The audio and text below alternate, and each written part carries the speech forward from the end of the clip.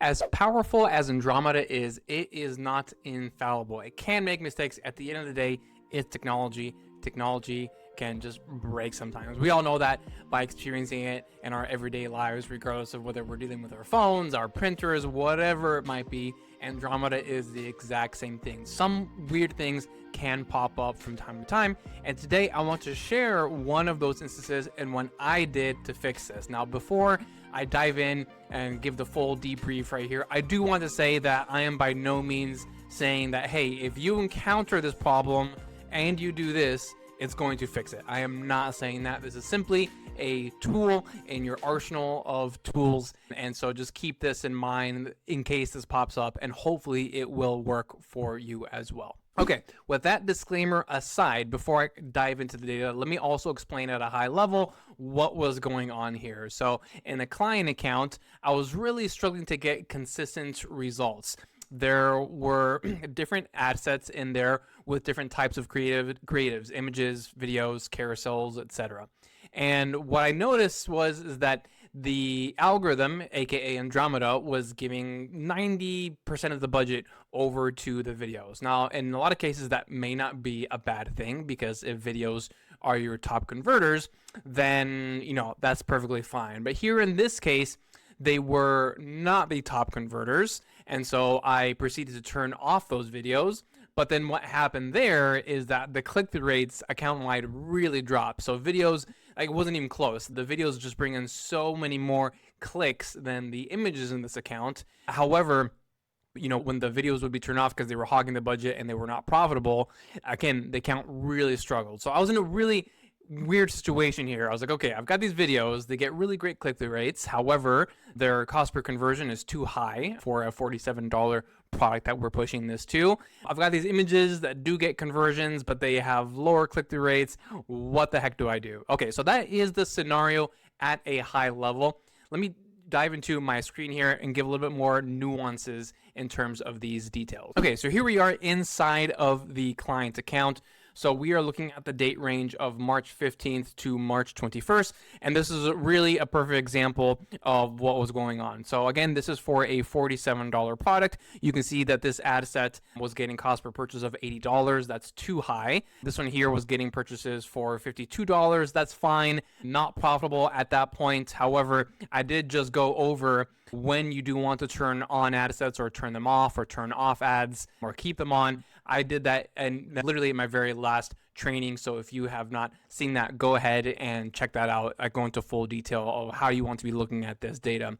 But regardless of that, if I click into this ad set right here with $80 cost per purchase, you can clearly see that it's giving a lot of budget to this video right here, $700 worth, and a cost per purchase of $77. So that certainly is not acceptable right there. And then if I go to this ad set right here, we're going to see something very similar. This video ad right here has $234 in spend, one conversion, so cost per conversion is $234. Again, this is for a $47 product.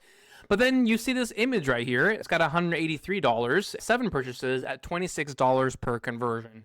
So seeing this is where my idea came up in terms of trying to find a solution for this, because I was like, okay, clearly there's something going on here where there's a sequence going on, and I talk about the sequence, the funnel that the algorithm builds for you. Again, check out my very last training, was the one I did right before this, but I talk about in that one in detail that the algorithm builds funnels. And so what is likely happening here is that the algorithm is really using the videos as the very first ad to show in the funnel, and then it automatically later on, further down the road, shows the image, and then they convert on the image. But also knowing that at the end of the day, $234 cost per conversion on that video ad, it's not acceptable. Then there's the other one that had $700 to spend and not profitable. There's certain thresholds you can tolerate, and we were beyond what we could tolerate. So I was in this weird scenario where I had to use videos and I could not turn them off, because if I turned them off, then everything would get worse from a click-through rate standpoint. But if I left them on, they would hog the budgets. So let me show you the solution that I ended up doing, and actually has worked well. All right, before we go any further, if you're looking at this and you're saying, okay, I understand what you're saying, this is cool, however, there's no way I would have ever come up with that solution, I totally get it. If you want to leave this to professionals, don't worry, my team and I can help you, whether you're a small business on a small budget or a large business on a large budget. We handle everything. We have a plan that works specifically for where you are at right now in your business and where you want to go in the future. So if you are interested in having a conversation, I'm going to drop a link below. Go ahead and click on that. You'll book a time to speak with me personally. We'll figure out where you are, what your goals are, and we'll decide together what makes the most sense to help grow your business. I look forward to speaking with you. What I ended up doing is that for my various ad sets, I'll have a certain theme in every ad set where we're going after a certain creative type or a certain pain point, benefit, transformation, whatever it might be. But in this account, in this instance, because I'm seeing this interesting behavior from the algorithm, I've switched things up a little bit. Now I have a dedicated videos ad set, and all these other ad sets right here, I have 5 ad sets that have only images or carousels in them. They have nothing else in there. And then I have this one ad set right here that only has videos. And every single time we get a new video from the client, we put it in here. So now that at this point, this has 11 different ads, all of them are videos, and they're going into here, and that's the process I'm continuing. And the reason I set it up that way is because if I go to the edit level for this videos ad set, you'll see what I did here, and I gave it a spending limit. So the budget here, it is set at the campaign level. So if you give the campaign $500 a day, it's going to automatically distribute the budget to whatever ad sets the way it sees fit. Now, that doesn't mean you have a zero control in terms of how that budget gets distributed. You can influence the direction that the budget goes, and that's exactly where ad spend limits come into. So ad spending limits are at the budget and schedule level. You can click on that edit button. It is easy to miss, but you click on that edit button, and you can see here, you can set a minimum or a maximum depending on whatever makes the most sense in your specific scenario. In this scenario, the maximum made the most sense because I can see that there's certainly value in these video ads, but there's just too much budget going to them. And so I don't want it to go past a certain threshold. So I'm telling it that the maximum I want this to spend is 30% of the overall budget on any given day. So you can change this too. You can either do an actual physical exact dollar amount if you know how much you want it to be spending or not spending. And then you can use a percentage as well. I just did a percentage because we are changing the budget on this one as we see data flow through and progress. So for me, in this case, in this instance, I do think using the percentage is easier. That way, I don't always have to be coming back and changing that number. But again, I do use dollar value sometimes. So that's what I did. I'm like, okay, I think this is a solution. This is that way. It still has videos to work with, but it won't exaggerate the spend that is going over to the video. So since then, we have seen a positive trend right here. So let me go to April 12th to the 18th, and you'll see this working out in real time. So this is a dedicated videos ad set. It's got 13 purchases at $35 per purchase. And then right above that, I have another ad set that is strictly images. Actually, all these other ones are strictly images, but this one right above it, also 13 purchases at $28 cost per purchase.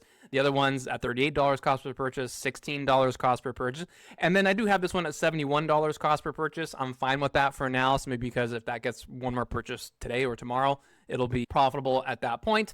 But you can see now that the algorithm, I've been able to control it from getting overly excited with the videos, right? Like it was just pushing way too much budget, but now allowing it to spend money still on these videos, but limiting how far it can go. And it is still able to create that funnel sequence I just mentioned, right? So if it wants to show these videos first, it certainly can, and then it can show an image later, and they can convert on that image as it stands. So again, I'm not saying this is going to work for you each and every single time. It is just something that I felt was necessary based upon the data and trends that I was seeing. So if you see something similar going on, try it out and let me know if it works. All right, and there we have it. I hope you enjoyed this video and it made sense as to why I made the changes I made based upon the data information that was coming in. At the end of the day, we are dealing with a supercomputer that is always being updated on meta side of things, right? So just because it operates one way one day, it doesn't mean it's going to operate the same way the next day. So we as advertisers do always have to be on our toes and ready to make adjustments that we may not usually do, right, in our everyday ads management lives. Hopefully this video kind of encompasses that and helps you with a certain way of thinking when you're approaching these things. But as always, let me know what you think about this topic. If you have any questions, wherever you are consuming this, I do try to get back to everyone within 48 hours. So again, post it in the comments and I'll get back to you as soon as possible. As always, I do appreciate you tuning in. If you can share this with someone that you think would benefit from it, that is the best way that you can support my content. And also, if you haven't already done so, please do subscribe as well. Thank you so much for your support, and I will see you next time.